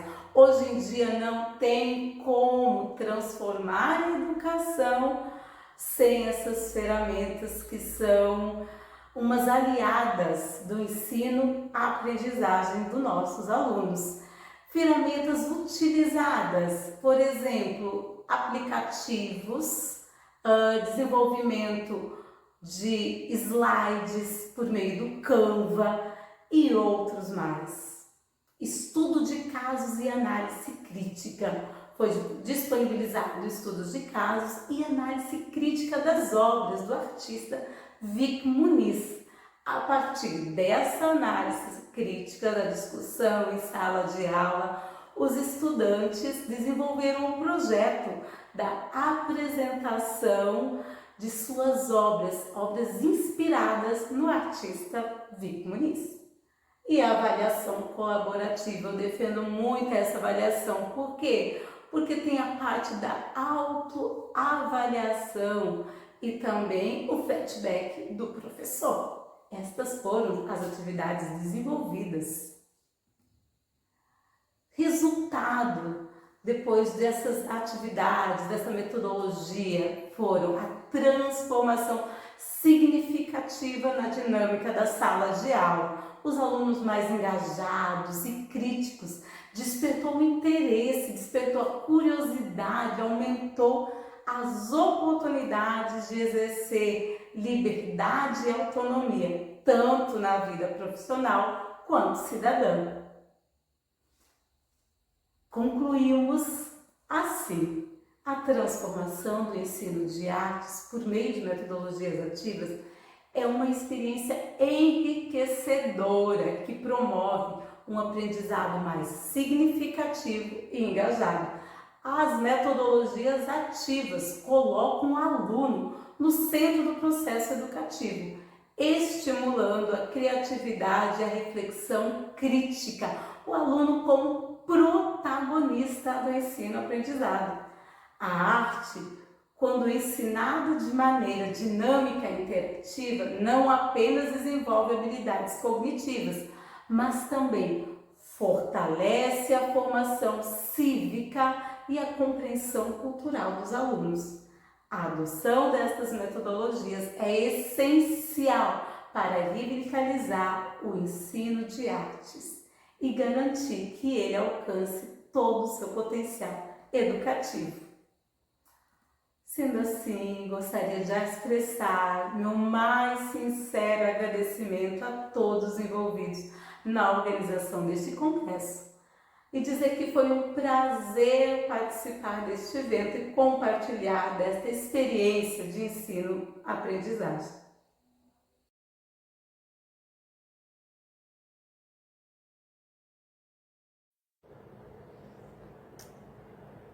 Boa noite. Meu nome é Vanessa Almeida, sou mestranda em Ciências da Educação pela Universidade Unidas do Paraguai. Primeiramente, eu gostaria de agradecer à comissão organizadora por esse belíssimo congresso e por estar podendo fazer parte desse momento. E hoje eu trago como tema a preparação dos professores e seus impactos na inclusão de alunos autistas na educação infantil. Visões de um ambiente escolar. Então hoje eu venho falar um pouquinho da preparação desses docentes na educação infantil. A formação docente tem um papel fundamental na inclusão, principalmente quando o docente está qualificado, ele se sente preparado, ele tem uma atuação pedagógica adequada para garantir o desenvolvimento dessas crianças no ambiente escolar. No entanto, a efetividade dessa inclusão depende da formação e da conscientização desses professores sobre as características do transtorno do aspecto autista e as práticas pedagógicas necessárias para atender às especificidades dessas crianças. Então, quando o professor recebe curso de capacitação constante, quando realmente investem nessa qualificação, tudo tende a funcionar, a fluir de forma positiva, né? A capacitação vai contribuir na prática de sala de aula, nas atividades de alfabetização dessa criança, no aprendizado. Então, quando o professor ele realmente é preparado, ele recebe essa formação, as coisas começam a fluir. Muitos professores na educação infantil enfrentam dificuldades na adaptação das suas práticas pedagógicas justamente por desconhecer as características desses estudantes e por não receber uma formação específica para isso. A compreensão limitada desse transtorno e as estratégias pedagógicas muitas vezes inadequadas podem resultar em dificuldades na interação, na comunicação, na socialização das crianças com autismo dentro de sala de aula. Então, eu vou falar um pouquinho agora da dificuldade, né, de se trabalhar, porque assim, a gente que trabalha com criança muito pequena sabe que cada criança é única, mas dentro do transtorno não existe uma receitinha padronizada. Então, assim como as crianças atípicas, as crianças dentro do transtorno do aspecto autista vão apresentar necessidades e especificidades diferentes completamente uma das outras. A inclusão efetiva dessas crianças na educação infantil, ela não só depende do professor qualificado, preparado, mas ela depende principalmente por ser crianças muito pequenas. Quando a gente fala em educação infantil, a gente está falando de crianças de 0 até 5 anos e 11 meses. Então, a gente tem uma criança pequena, muito pequena. Então, a gente precisa do apoio contínuo dessa família. É essa família que vai fazer, né, a ligação entre a criança e esse espaço, esse mundo novo que é a escola. E também a gente precisa da parceria da comunidade escolar para abraçar essas crianças e suas especificidades. As famílias devem ser envolvidas no processo educativo e ser parceiras na construção de estratégias, porque ninguém melhor do que a família para conhecer o seu filho, para saber do que ele precisa. Então, a família vai ser a ponte, vai ser o elo da criança com aquele professor, com os funcionários da escola, porque a criança ela não é aluna só daquele professor, ela está inserida no espaço escolar e ela faz parte de um todo, né? Ela acessa o refeitório, então ela tem contato com as tias da cozinha, os funcionários da limpeza. Então toda a comunidade escolar tem que estar ali trabalhando em parceria para inserir de fato e incluir de fato essa criança, não apenas integrar essa criança no espaço escolar. Ela tem que ser de fato incluída, né? Não só inserida. O apoio, né, de toda a comunidade é fundamental. Então, não existe um aluno apenas daquele professor. Então, aquela criança ela faz parte daquela escola, daquela comunidade. Então, a inclusão ela tem que partir de toda a comunidade escolar. Então, assim, ela precisa de um plano individualizado, de estudos individualizado, materiais de apoio adaptados. Ela precisa ter acesso à equipe multidisciplinar, psicopedagogo, fono, psicólogo. Então, assim, para que de fato essa criança consiga ser incluída dentro da unidade escolar, né? E que o aprendizado dela seja de fato um aprendizado de qualidade. A conscientização, a capacitação e o apoio contínuo dos professores são essenciais para garantir que esses alunos tenham acesso a uma educação de qualidade e que suas necessidades específicas sejam atendidas de formas adequadas. A efetividade da inclusão escolar depende, portanto, de uma abordagem integrada que envolva a formação, a adaptação do currículo, o apoio psicopedagógico, o envolvimento da família e de toda a comunidade escolar. Então, eu finalizo aqui a minha apresentação, agradecendo mais uma vez a oportunidade de estar participando do primeiro congresso e meu muito obrigada.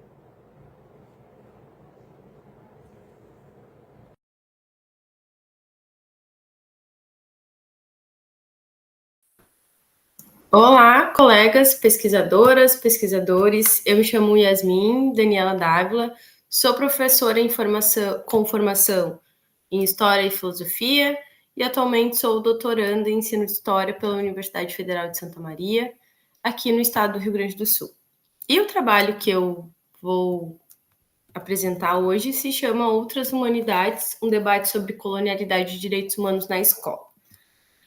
Essa comunicação, ela é uma prática pedagógica que eu tenho como objetivo desenvolver no segundo ano do ensino médio, agora no primeiro trimestre do ano letivo de 2025, numa escola da Rede Estadual de Educação do Rio Grande do Sul.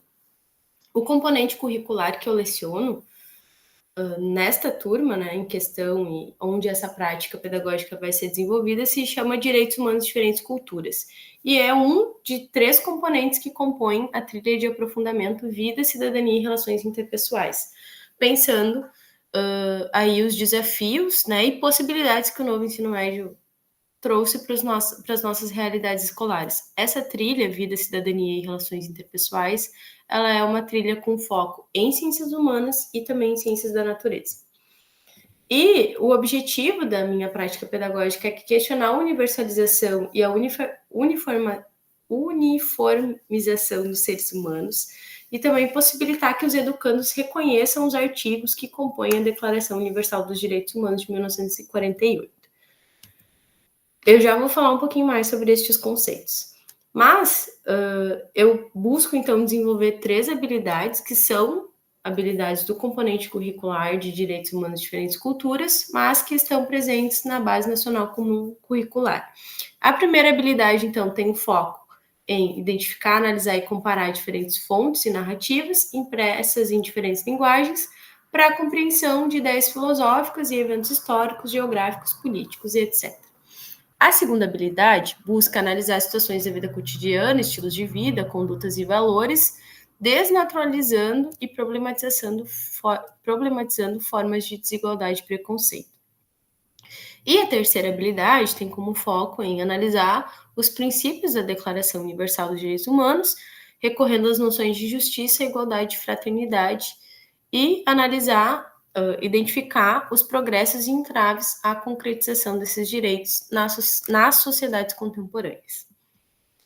O meu referencial teórico, então, ele parte das ideias decoloniais, né? Tendo em vista os processos colonialistas, né, em sua maioria iniciados pelos países europeus, tanto aqui na América do Sul, com Espanha e Portugal, lá no século XV, quanto na África e na Ásia, né, por outras potências europeias a partir do século XIX, XVIII, a gente tem, então, uma sociedade colonial, né? Baseada principalmente na violência, seja a violência física ou simbólica.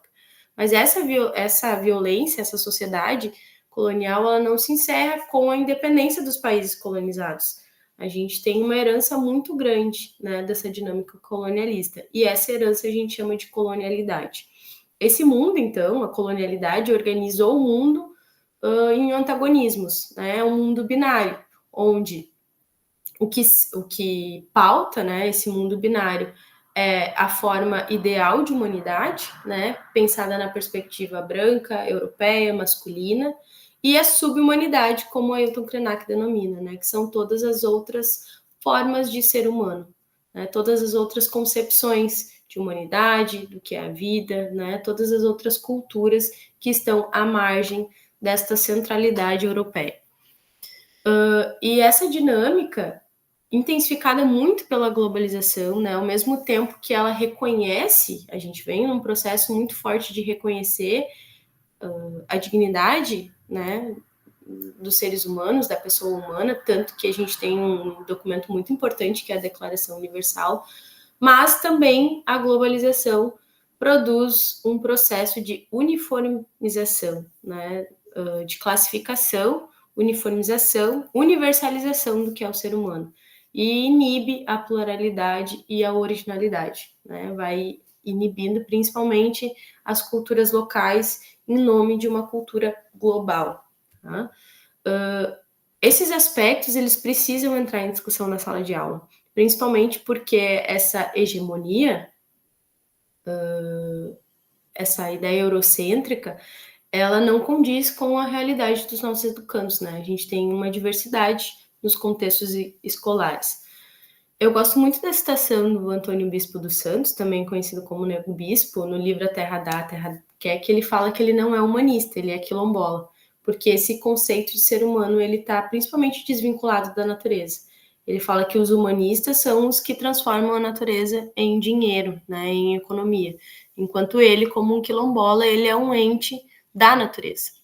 Então, a gente precisa levar a discussão sobre a Declaração Universal dos Direitos Humanos, mas também sobre as muitas formas de ser humano para a escola. E aí, a sequência didática, então, ela é pensada em 5 momentos. Um primeiro momento, analisar as fotografias do Alexander Kimushin, que trazem justamente essa diversidade, né, de culturas, de formas de ser humano. Num segundo momento, refletir, a partir de fragmentos das obras Ideias para Adiar o Fim do Mundo, do Ailton Krenak, e A Terra Dá, a Terra Quer, do Antônio Bispo dos Santos, que são o referencial teórico que eu acabei de apresentar para vocês. Num terceiro momento, uma pesquisa orientada sobre a constituição histórica da declaração, né, pensar o contexto em que ela foi produzida, como ela foi produzida, ler os artigos de fato, né, e também pensar a importância desse documento e a aplicabilidade, né, no que a gente vem avançando enquanto humanidade e o que a gente ainda tem a percorrer, né, para que este documento seja efetivado. E aí, num quarto momento, então, divididos em grupos de 4 integrantes, né, a ideia é que os estudantes, após terem lido e se apropriado da declaração, que eles possam relacionar produções cinematográficas que eles já assistiram com algum dos artigos.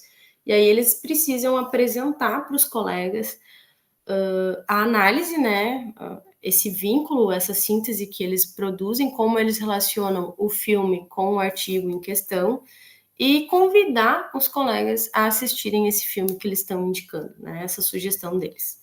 E aí a gente vai num quinto momento, né, que é a síntese toda, produzir um ciclo de cinema na escola, onde a turma que se apropriou da declaração e dessa discussão vai convidar outra turma para ver 3 filmes e debater eles, né? Dos 3 filmes, 2 vão ser votados pela turma, né, a partir das sugestões dos estudantes, e o terceiro filme, eu, como professora, vou sugerir para que a gente assista, que é o Ainda Estou Aqui, pensando em incentivar o apreço pelo nosso cinema nacional, né, em fazer a conexão do que a sociedade está discutindo com a realidade da escola, e pensar, né, o quanto a ditadura militar brasileira, que aconteceu ali de 64 a 85, o quanto ela desrespeitou a Declaração Universal dos Direitos Humanos, né? Pensar a censura, autoritarismo e principalmente quanto dessa herança, né, da ditadura a gente ainda vê na nossa sociedade atual. E aí, então, com o ciclo de cinema na escola, a gente encerra esta sequência didática pensada em 5 passos. Algumas considerações finais, então. Essa proposta, nessa sequência didática, ela vai ter a duração de um trimestre. Tenho 3 horas aulas com essa turma, então é um tempo considerável para uma proposta que requer, né, um trabalho minucioso. E o meu estudo, então, ele não é conclusivo, porque ele está em andamento, estamos ainda iniciando as discussões, mas essa sequência didática possibilita para os estudantes a reflexão crítica e a análise de diferentes contextos a partir da Declaração Universal dos Direitos Humanos e, principalmente, problematizar essa universalização da categoria ser humano e valorizar a diversidade cultural e étnica. Fico disponível para que a gente possa discutir mais sobre isso. Me sinto muito feliz e honrada de participar desse evento com vocês. Um abraço e até mais.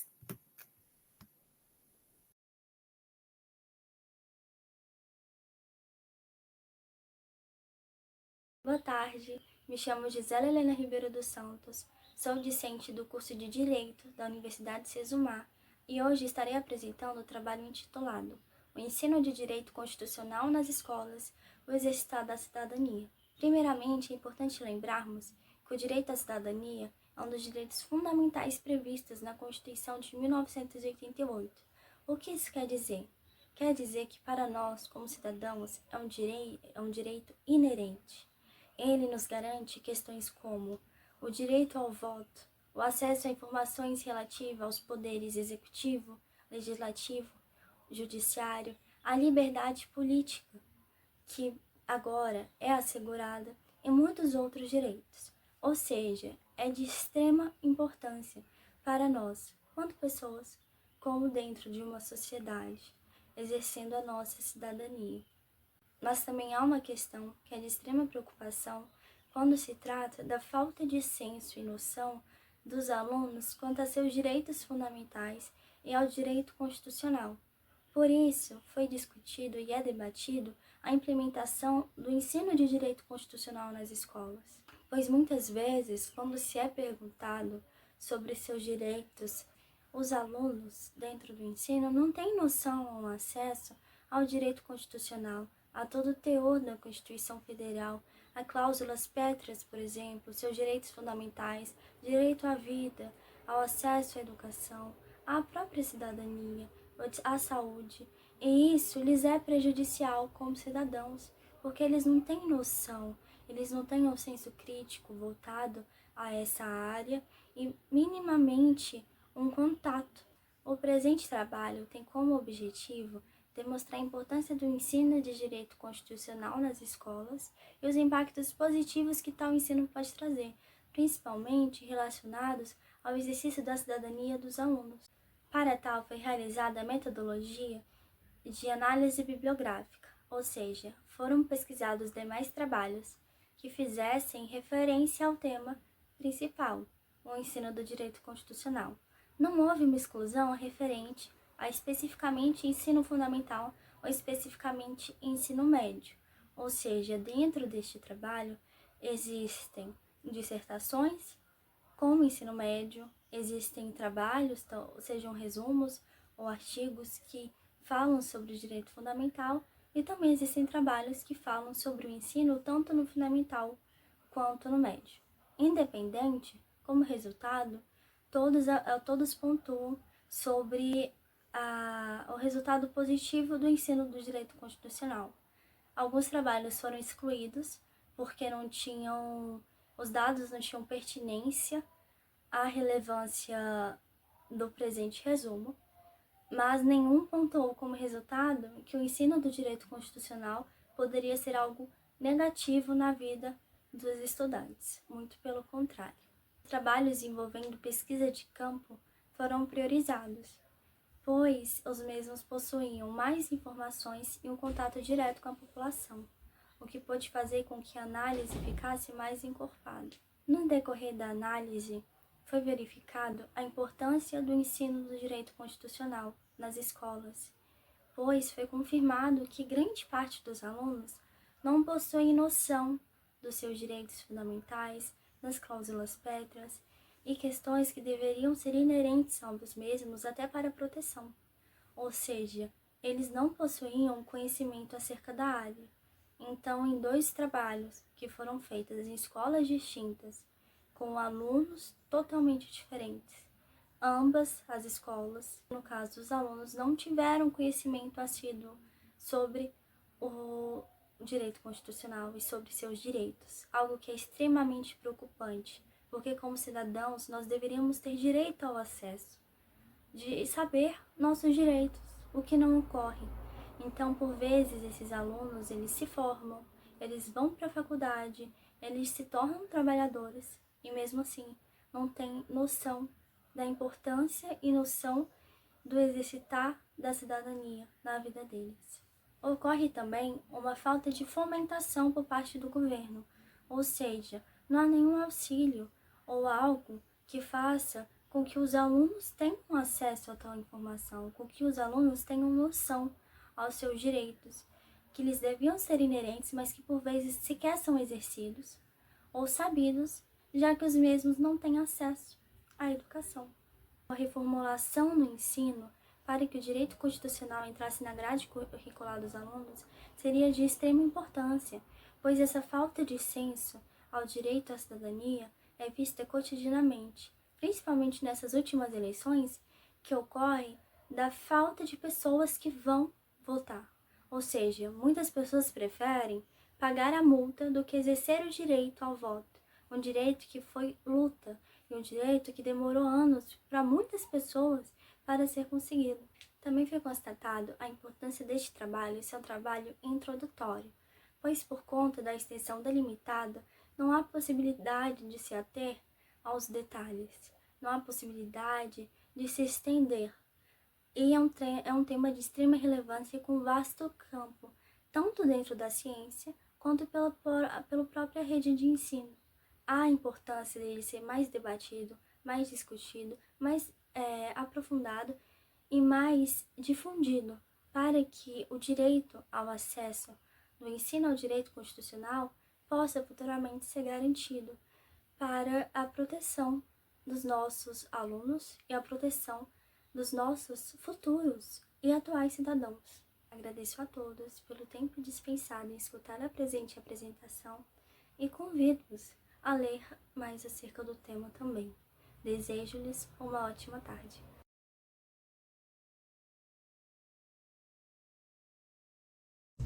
Olá, tudo bem? Eu me chamo Susana Marcos Fernandes, sou formada em Pedagogia, especialista em prática interdisciplinar na educação infantil e anos iniciais, trabalho na escola Hercílio Bes e atuo na sala de AE. Então, trago hoje para nós o título Neurociência aplicada à educação inclusiva, compreendendo o cérebro para ressignificar práticas pedagógicas. Então, esse trabalho, esse título que eu trago aqui para vocês, ele foi baseado lá no trabalho realizado com meus alunos, através de uma construção das maquetes do cérebro. Então, pensando nesse trabalho, nessa prática, foi para a Feira de Ciência da escola. Então, eu trouxe para os nossos alunos esse trabalho que eles abraçaram juntamente comigo, a ideia, e foi muito gratificante. Eu pude perceber todo o desempenho, se vocês podem perceber através das imagens, toda a construção realizada por eles, todo o trabalho, os materiais utilizados também foram materiais que eles puderam manusear. Então foi incrível esse trabalho, A gente desenvolveu 3 maquetes. Cada maquete foi pensada em cada um transtorno, que era o TDAH, o TEA e um cérebro típico, para nós podermos fazer uma relação entre eles. Então foi muito legal, porque nessa atividade, nessa prática, eu pude informá-los quais eram as funções, as disfunções do cérebro, o que nós poderíamos fazer para melhorar essas questões. Então, várias dúvidas foram tiradas, né, no momento da montagem, e eles adoraram, né, nós podemos também ver cada parte do cérebro, o que cada um representava, várias questões foram trabalhadas, então foi muito legal mesmo esse trabalho, né, desenvolvido. Aqui foi na Feira de Ciências da escola, a apresentação, e a gente trouxe como tema, né, do dia da apresentação da feira, foi compreendendo o funcionamento do cérebro com TDAH e autismo na perspectiva da ciência. A turma, né, envolvida foi o AE, os alunos do 9º ano e a professora responsável, que fui eu, né, a professora Suzana. Então, nesse dia foi muito legal. Nossos alunos, nós podemos ver o quanto foi a dedicação deles nesse dia. Alunos com dificuldade de aprendizagem, alunos, né, nossos alunos que estavam aí do 9º ano, né, eram alunos com deficiência intelectual, alunos com TDAH, alunos em processo de alfabetização, que eu precisei fazer as adaptações necessárias, né, oralmente, explicar todo o trabalho para que eles pudessem passar ao público a todo o conhecimento que eles tiveram, né? Então foi incrível, os professores, os alunos, os colegas, toda a comunidade escolar ficou encantado com esse trabalho deles, com as apresentações, porque muitos desses alunos tinham muita dificuldade na sala de aula, e aqui eles demonstraram toda a habilidade deles, toda a potencialidade, eles se sentiram muito importantes, né? Alunos que indisciplinados, que lá na sala de aula eles não prestam muita atenção, né? Aqui os professores puderam observar o quanto foi esse trabalho desenvolvido, quanto foi gratificante e quanto foi inspirador, né? Foi um trabalho realmente inspirador que eles puderam apresentar e foi incrível, assim, ver toda a dedicação dos nossos alunos. E através, né, desse trabalho, através dessas imagens que eu trouxe aqui para vocês, eu gostaria de frisar alguns pontos, né, muito relevantes sobre essas questões. Então, a relação da formação docente inicial e continuada para práticas inclusivas. Então, eu percebi essa dificuldade, né, a importância e as dificuldades encontradas na formação docente do professor, tanto inicial quanto continuada. Então, aqui eu trago alguns pontos, né? As lacunas existentes na formação inicial e a relutância dos professores à formação continuada põem em risco uma educação eficaz e inclusiva. Isso é muito preocupante, né? Quando ainda existem lacunas na formação inicial, porque quando nós saímos da nossa graduação, nós percebemos esse abismo que existe entre a formação e a prática. É muito diferente, né? Ainda que tenha estágios na formação, nós percebemos essa dificuldade, não conseguimos muitas vezes pôr em prática lá tudo aquilo que nós aprendemos na formação, ainda nos falta, né? Ainda precisamos ainda olhar para essas questões. E a relutância dos professores à formação continuada, nós também observamos também que muitas vezes, né, claro, o professor, ele está sobrecarregado, né? Ele tem uma diversidade de alunos na sua sala, com dificuldades, alunos de inclusão, que ele precisa dar conta de toda essa demanda, a gente sabe, né? Mas nós precisamos também entender que a formação continuada, ela é importante para sanar essas dificuldades que nós encontramos lá na sala de aula. Isso é muito importante. E trago aqui para vocês, né, a neurociência, ela estuda o funcionamento do cérebro em relação à aprendizagem e ao comportamento humano. Então, trazendo lá para o meu trabalho, a neurociência, ela é um estudo, né, que está ganhando cada vez mais relevância. Ela estuda o funcionamento do cérebro e a relação com a aprendizagem. Então, se o professor, né, ele entender o cérebro da criança, não é só a criança com da educação especial, mas, enfim, todos os alunos, as dificuldades, quais partes do cérebro eu posso trabalhar, que eu possa trazer atividades que vai trabalhar melhor, vai trazer práticas diferentes para que eu atinja, né, todo esse público, todos esses alunos, é muito importante. Entender o comportamento humano também hoje, né, está nos exigindo dessa forma para que nós possamos cada vez mais melhorar a educação. A utilização de metodologias e práticas que despertem curiosidade, a oferta de feedbacks construtivos é crucial para o aprendizado e aumenta a motivação dos alunos, sobretudo o público-alvo da educação inclusiva, né? Então, aqui meu trabalho era para os alunos da educação especial, mas também, como eu coloco aqui da educação inclusiva, a educação inclusiva é para todos, né? Nós não estamos especificando apenas um público, mas especial para todos os alunos da sala de aula, né? Quanto mais nós motivarmos esses alunos, no dia da Feira de Ciência, né, os nossos alunos receberam muito elogios. Eles saíram dali se sentindo muito importantes, né? Porque lá na sala de aula eles estavam desmotivados, não se interessavam porque se achavam incapazes de realizar as atividades. E aqui foi ao contrário, os colegas perceberam isso neles, as potencialidades. É isso que o professor precisa trazer através das suas práticas, melhorar ainda mais as potencialidades desses alunos, né? E a formação continuada revelou-se essencial para fomentar práticas inclusivas, oferecer novas oportunidades de estudo e garantir a qualidade do ensino que atenda às necessidades dos alunos com deficiência. Então, quanto mais o professor buscar novos conhecimentos, buscar novas práticas, metodologias, cada vez mais nós vamos oferecer novas oportunidades de aprendizagens aos nossos alunos e nós vamos conseguir diminuir essas diferenças, né? Essas dificuldades que nós encontramos tanto na sala de aula, mas para isso a gente precisa continuar, né, as nossas formações, né, e procurar mais, ler mais, buscar mais, né, cada vez mais para que nós possamos melhorar a nossa educação no todo, né, não só na educação especial, mas também para todos, né, educação inclusiva para todos. E para finalizar, né, o meu trabalho, trago aqui a frase, né, de Paulo Freire, quando ele diz: educar é impregnar de sentido o que fazemos a cada instante. Então, tudo o que nós fizemos, todo o professor, tudo aquilo que ele faz em sala de aulas, práticas realizadas, precisa ter um sentido para o aluno, precisa ter um sentido para a educação, para que ele possa aumentar cada vez mais, significar cada vez mais a aprendizagem, né? Para que nós possamos trazer e potencializar as habilidades dos nossos alunos. Isso é o que o professor, hoje em dia, ele deve fazer, né? Além de trazer, ajudá-lo nos conhecimentos, ele também precisa motivar esse aluno em sala de aula para que ele possa cada vez mais melhorar a sua aprendizagem.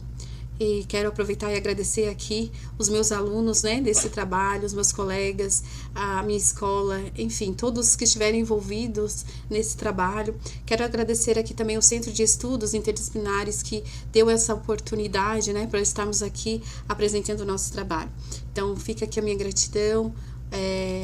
E muito obrigada por estar aqui compartilhando, né, esse trabalho com vocês.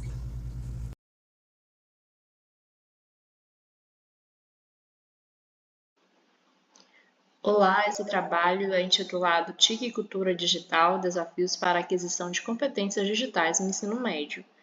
Eu sou Samir Vasconcelos, eu estudo atualmente na Unipampa, pós-graduanda do mestrado em ensino acadêmico em ensino, e a minha orientadora é a professora doutora Krishna Bierhaus. Bom, eu iniciei esse trabalho falando sobre a importância da TIC no processo de ensino e aprendizagem e o quanto é importante que estejamos alinhados a essas tendências que vêm para melhorar esse processo nos espaços escolares. Recentemente foi aprovada a Lei número 14.533, de 11 de janeiro de 2023, que institui a Política Nacional de Educação Digital, e ela é um instrumento valiosíssimo para que possamos implantar a educação digital nos diversos estados brasileiros, né? Essa lei enfatiza a importância da educação digital, com foco no letramento digital e no ensino de computação, programação, robótica e outras competências digitais, né? Que nesse caso ela seria aplicada aí dentro do contexto da educação básica, iniciada no ensino fundamental e ali no ensino médio. As competências digitais são exigências presentes tanto na BNCC quanto em outros documentos oficiais E é importante que os professores desenvolvam essas habilidades para que possam aplicá-las no dia a dia escolar. Por que é importante que os professores adquiram essas habilidades, né? Desenvolvam essas habilidades? Justamente porque vivemos em um contexto de cultura digital e os nossos estudantes, em sua maioria, são nativos digitais. As gerações mais atuais, elas têm um comportamento diferenciado com as tecnologias, têm mais habilidades em mexer com essas ferramentas e, por vezes, devido a esse gap geracional, nossos professores acabam que não tendo tantas habilidades para trabalhar com esses recursos no dia a dia escolar, né? Entretanto, surge uma questão. O quão digitais são os nativos digitais? Isso se dá porque, apesar de eles terem essa familiaridade com os recursos tecnológicos, principalmente com os celulares, eles não ainda têm o desenvolvimento de habilidades básicas, por exemplo, com os computadores, né, com questões de informática básica. Então, o objetivo desse trabalho é conhecer aspectos do comportamento digital dos estudantes, seus conhecimentos sobre tecnologias educacionais e possibilidades de uso para impulsionar os estudos. Desse modo, esse trabalho ele foi realizado no IFCE Campus Tabuleiro do Norte, no Ceará, e com estudantes do segundo ano do ensino médio integrado. A metodologia adotada nesse estudo foi a Snowball, né, na qual um estudante vai indicando outros. Nesse campus, exatamente, existem 2 turmas de segundo ano e os estudantes eles ficaram bem à vontade para responder ou não o questionário de 20 questões que foi enviado pelo WhatsApp. Entre os resultados, nós temos os seguintes. Aqui eu escolhi apenas algumas questões que eu considerei mais interessantes abordar neste trabalho.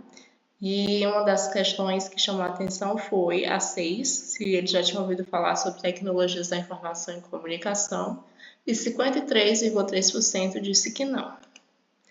Com relação à contribuição das tecnologias no processo de ensino e aprendizagem, 53,3% concordaram parcialmente e 46,7% concordaram com essa afirmativa. Observando a estrutura e a organização da sua escola, você considera que é um espaço que favorece o uso da TIC? 33,3% consideram que parcialmente, 60% disse que concorda com esse posicionamento e o restante discordam parcialmente. Os seus professores utilizam as TICs nas aulas? Então, essa pergunta foi bem interessante porque 66% disse que às vezes, 26,7% sempre, aliás, 26,7% quase sempre e o restante assinalou como sempre. Entre as plataformas, os aplicativos mais utilizados em salas de aula, os estudantes assinalaram a respeito dos streamings, seja para vídeo ou para música, uso de livros digitais, aplicativos de edição de texto online ou mesmo físico no computador, que às vezes eles fazem algumas atividades nos laboratórios, redes sociais, livros digitais e softwares como AutoCAD e entre outros aplicativos aqui que também eles assinalaram o Google Sala de Aula. O quanto você concorda com a afirmação "sou viciada em tecnologias, não consigo me desconectar"? 7 estudantes assinalaram aqui, né, o nível intermediário, nível 3, que estão de acordo com essa afirmativa, e 3 estudantes assinalaram o nível 4, né? Apenas um estudante assinalou ali nível 1 com relação à concordância nessa questão. Você usa tecnologias para auxiliar sua rotina de estudos? Às vezes 33,3%, 40% quase sempre e 26,7% disse que sempre. Né? Entre os aplicativos e plataformas mais citados para auxiliar os estudos, eles falaram sobre Duolingo, YouTube e 2 inteligências artificiais, ChatGPT e Luzia. Os resultados apontam, de um modo geral, a necessidade de intervenções pedagógicas sobre letramento digital e aquisição mesmo assim, de competências digitais principalmente com relação aos requisitos básicos de informática, porque percebemos essa familiaridade maior dos estudantes com os dispositivos celulares. Em contrapartida, as habilidades técnicas dele com Excel, outros recursos que exigem habilidades no computador estão no nível um pouco mais abaixo, né? E desse modo é importante que sejam realizadas intervenções pedagógicas para impulsionar esse desenvolvimento de habilidades. E, além disso, também é importante refletir acerca do papel do docente nesse processo de construção do conhecimento, utilizando as tecnologias da informação e comunicação. Bom, essas aqui são as nossas referências. E muito obrigada.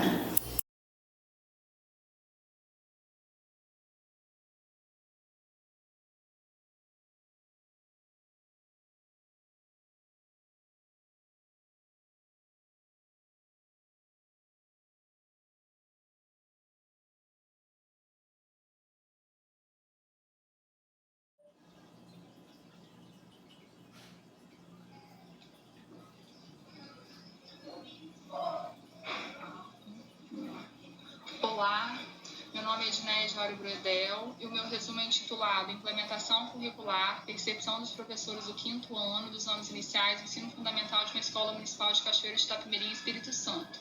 Eu sou aluna do programa de mestrado em Ensino, Educação e Formação de Professores da Universidade Federal do Espírito Santo, no campus de Alegre, e junto com a minha orientadora Andréia Paz, nós realizamos essa pesquisa. De acordo com a Arroio 2013, o currículo é um elemento essencial no contexto escolar, servindo como guia para as atividades educacionais, desde o planejamento até a execução do ensino em sala de aula.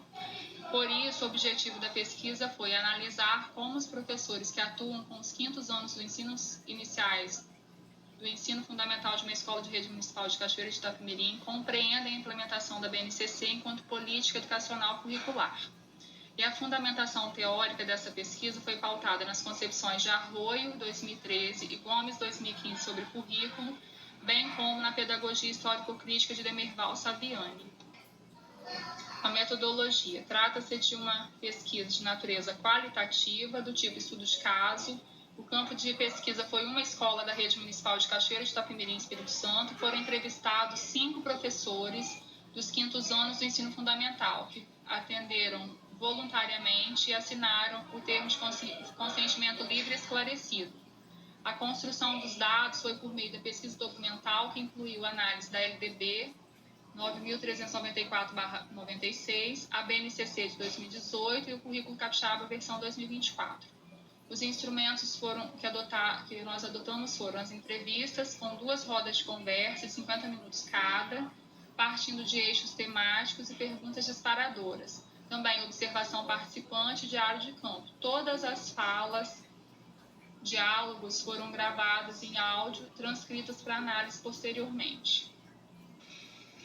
A análise de dados foi feita por meio da análise de discurso, que Fleury, em 2022, conceitua como semântica do discurso, que é produzida por meio de estruturas linguísticas em contextos específicos de interação.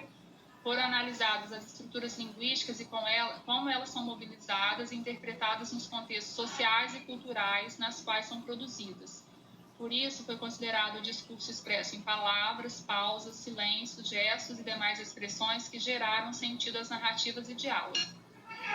As análises permitiram concluir que a implementação curricular, orientada pela perspectiva de homogeneidade, norteia a organização do contexto escolar, no que abarca a seleção de conteúdos, a rotina, o planejamento e a prática docente, também o processo avaliativo. A demanda de contextualizar conteúdos, as habilidades e competências de modo a alcançar índices para quantificar a qualidade da educação compromete a autonomia docente e a construção do aprendizado do aluno. Os professores e os estudantes ficam condicionados a aplicar e realizar avaliações internas e externas. Assim, o currículo é imposto pela camada dominante para que a classe dominada não se emancipe, impedindo que o espaço escolar seja um ambiente profícuo à acessibilidade de conhecimentos associados ao contexto social e suas especificidades para que se possa intervir e modificá-lo. E as palavras-chave que nós utilizamos foram anos iniciais, implementação curricular e percepção docente. A lista de referências adotadas inclui estudos de Arroio, Fiorin, Gomes, Minayo e Saviani. Os meus agradecimentos ao Centro de Estudos Interdisciplinares, à Universidade Federal do Espírito Santo, à unidade escolar na qual a pesquisa foi realizada,